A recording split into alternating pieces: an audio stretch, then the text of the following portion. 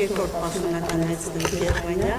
այս այցի ինչպես է գնահատում այս այցը, ինչ կարևոր արդյունքներ կառանձնացնել, թե նշվեց Հայաստանի և Գերմանիայի միջև հռչակագրի մասին, բայց մանրամասն ինչ է ենթադրում այն, և ինչ ակնկալիքներ կարող են ունենալ այս փաստաթղթից։ Ես ճիշտ ասած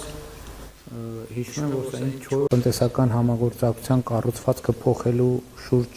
տնտեսական համագործակցության կառուցվածքը փոխելու շուրջ ենք աշխատում, մեր տնտեսական հարաբերությունների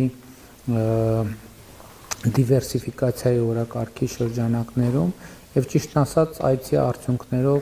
նաև նոր հորիզոններ են բացվում և տեսնում ենք մեծ պոտենցիալ համագործակցության այնպիսի ճյուղերում, որը մեր տնտեսության համար նախկինում չի եղել, զուգահեռ, եթե այսպես ասենք, ավանդական ճյուղերի հետ կապված, մասնավորապես մենք հիմա նաև որոշակի ծրագրեր ենք անում, որպեսզի Եվրամիության դեպի երկրներ Հայաստանի արտադրանքի արտահանման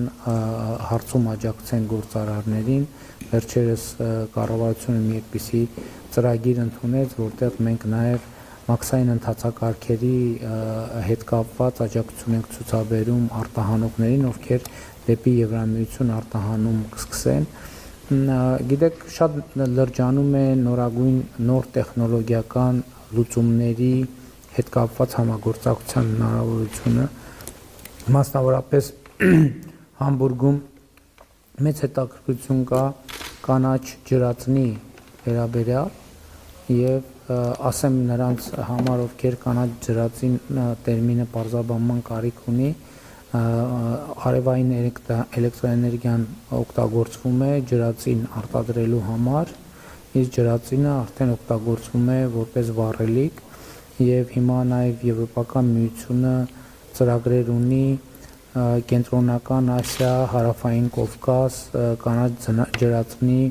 արտահանման կամ ներմուծման իրենց պարագայում ուղիներ ստեղծել և մենք այցի արդյունքներով հասկացանք, որ պետք է շատ մեծ ուշադրություն դարձնենք այս ոլորտին, լավ լուրն այն է, որ դեռ նախորդ տարի կամ գուցե մի քիչ էլ առաջ ես կանաչ ջրածնի արտադրության հարցերը ուսումնասիրելու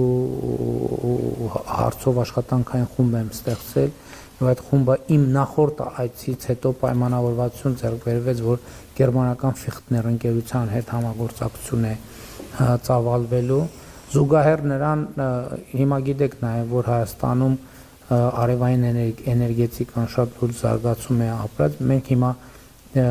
փաստորեն արևային կայաններ իրենց հզորությամբ եռակի անգամ ավել են մեր ատոմակայանից, բայց նաև շատ կարևոր է, որ մենք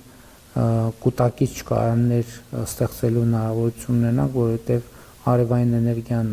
լավ է, բայց ինքը գիշերը չկա, պետք է ցերեկը կուտակել իրեն